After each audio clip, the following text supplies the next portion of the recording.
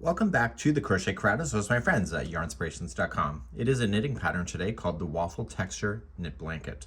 You will be using a 9mm size US 13 circular knitting needle that has a total of 40 inches. This one is a smaller one because today is a tutorial, but this cording will be a lot longer so to hold all of the stitches. So we will be using 118 stitches along the whole thing, but just for demonstration purposes, I can just show you a little swatch and then you can continue the pattern throughout. If you would like to change the size of this blanket, it's in multiples of 4+2. So you just have to make sure that when you get your stitches is that it's divisible by 4, and then you just have 2 extra stitches at the end. So that gives you 118 as it's suggesting. So this is going to be an easy one. There's an easy repeating of 6 rows once we get moving on this thing.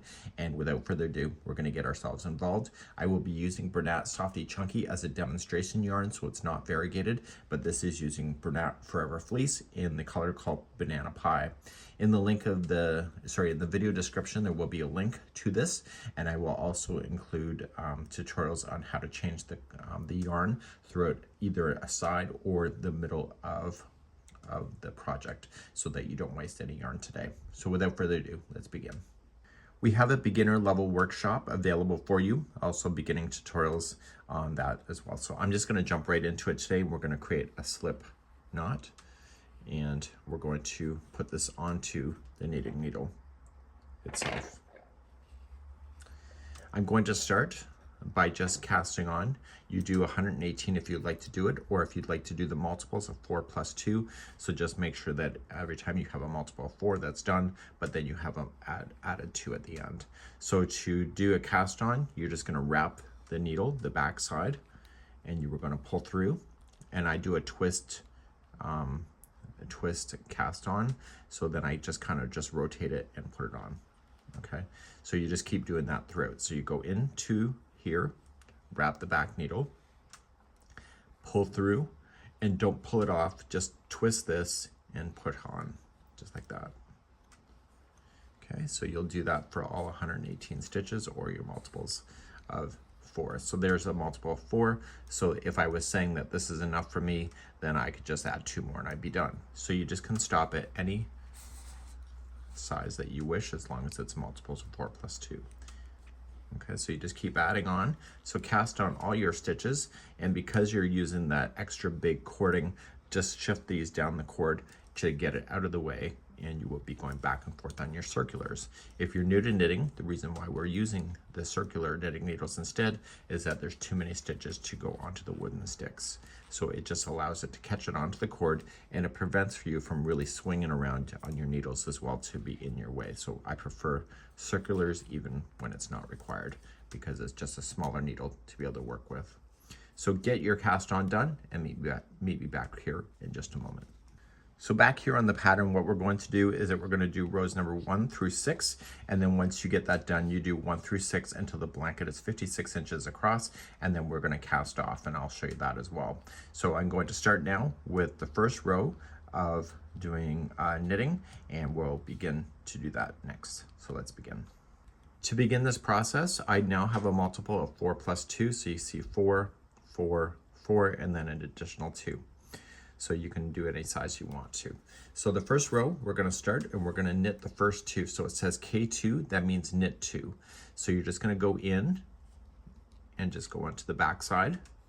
You're going to wrap the needle and pull through, and you're going to slide that off. So to keep them relatively close to the edge of the needle without it going off, use your finger as a stopper. So you're going to knit the next one. So you're going to knit the first 2 in a row. That's what K2 means. I know, kitty. So now we're going to purl the next 2. To start the purl, we have to get this yarn in behind and go through like a football goalpost, where we just go through the front and rest. This time, we're going to then come on and we're going to purl. So when we put this needle in, we're not coming in like a knit. We're coming in from the front top, and this needle is on the front side. Wrap that needle. I find it's easier to purl, to be honest. Wrap it, push it back, and push off. So we have tutorials available on these individual stitches. So we're going to purl that one, And because we're already on the front side with this yarn, we just purl the next one, so we don't have to worry about going through between the goalposts. We're now going to we're now going to knit the next two. So before we start, we push the yarn in behind and we knit the next two. And slide off. So we do 1 and 2. Then we're going to purl the next two. So put the yarn between the goalposts forward. And I know that's not technical language, but that's not why you're here today. So that we purl the next two. So 1 and 2. So we only go through the goalposts when we're switching our stitches. We're going to knit the next two, go between to the back, and knit the next two. So 1 and 2. And then we purl the next two. So that means that we have to come through and purl. And we do this all the way to the end, and you're gonna find that you'll have 2 stitches left over after you've done a purl, because that's the repeat. So you knit 2, purl 2, that's your repeat, and you'll end up with 2 stitches left, and the last 2 stitches we're just gonna knit. So go between the goalposts and just knit the last 2. And this is providing balance in the pattern itself. And that's done. And so you'll work all the way down, your cord will be full of stitches, and then when you're ready, just turn your needles around, get it back on this side, and then you'll be ready for row number 2. Let's begin. When you're ready for row number 2, here we go, we're gonna purl. So we have to make sure that this needle is in behind the yarn when we purl the first one. Okay, so this has to be in front. And we're gonna purl the first 2. 1 and 2. And what are the next 2? Any guesses? Yeah, that's right, it's gonna be knit. So go between the goalposts and knit the next 2. You're gonna notice that your tension is a lot easier now that the first row has been completed already. So we knit 2. And you're gonna see definitely evidence coming up really soon of what is what in your project. Now you're going to purl the next 2. You just gotta get a few more rows before you see it. And then you're gonna knit the next 2. So you keep bouncing in between. I don't mind this, it's when you purl 1 to knit 1, it gets a little time consuming, so I don't mind 2 and 2. So come in and purl the next 2. Everything's always in sets of 2, just remember that. And then knit the next 2. And then that's the end of your repeat. Okay, so it was purl 2, knit 2, purl 2, knit 2. You end up with 2 stitches left, so you're gonna purl the last 2 on row number 2.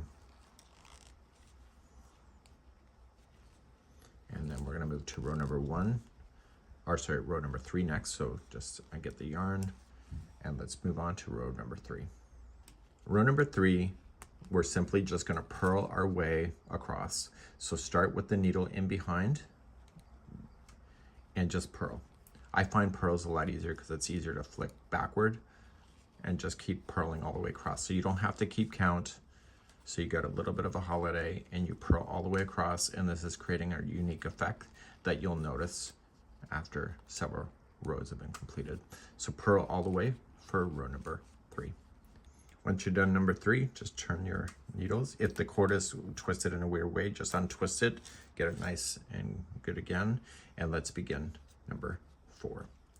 Number 4, we're gonna just get the yarn in our hands, and we're going to purl the first 2. So put the needle behind the yarn and purl the first 2, and we're back to counting again.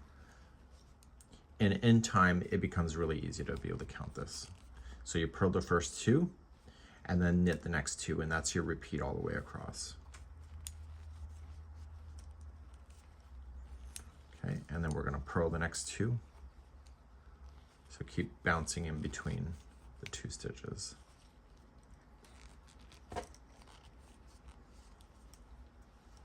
We're gonna knit the next 2. I'm not that experienced in knitting, but these kind of simple stitches I'm capable of doing.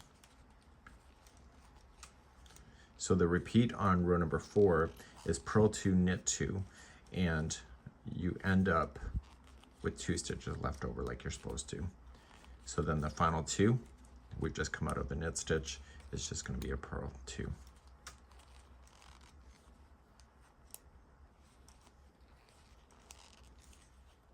Just like that. Turn your work. So you're going to start seeing the texture happening soon, and let's begin number 5. Number 5, we start immediately with knit 2. So you're just going in, so the yarn is in behind, and knit the first 2, and then what is the next 2? That's right, it's going to be a purl. So you purl the next 2. And then what's the next 2? Yeah, that's right, it's going to be a knit 2. And you keep doing the 2s like you have been doing all along. So every time you do 2, just switch. You're going to see evidence of it underneath soon. It just takes a few rows with knitting in order to see your effects that you're creating. I find that I'm impatient with that stuff, and you can let me know in the comments if you are too. It may be common, I don't know. So then you end up with your last 2 stitches, and you got to make sure you knit those last 2 in order to keep the balance. Once that's done, we're starting to see the effects happening, and we're going to turn and do number 6, which is the last of the repeat. Number 6, we're just going to straight knit all the way across. So you just knit, you don't count, and just stay on the side and knit all the way until the cows come home, or until you run out of stitches. So I'll do this, and what I'm going to do is that we have video chapters in the video description. You can see the time markers for each one of the rows from 1 through 6. You can access those to jump backward or forward in the video. You can just click the time marker. And what I'm going to do is that I'm just going to do a few more repeats, probably 2 more, and then I'm going to show you how to cast off at the end. Okay, and as I mentioned in the video description, there's a link to the free pattern, which will also include how to change your yarn midway or on a side of a project. Okay, so please repeat now 1 through 6 until you get about 56 inches in length. It'll take you a while to get there, and then I'm going to show you how to cast off in just a second. When you're ready to cast off and you have the size that you want, we have to end on a right side.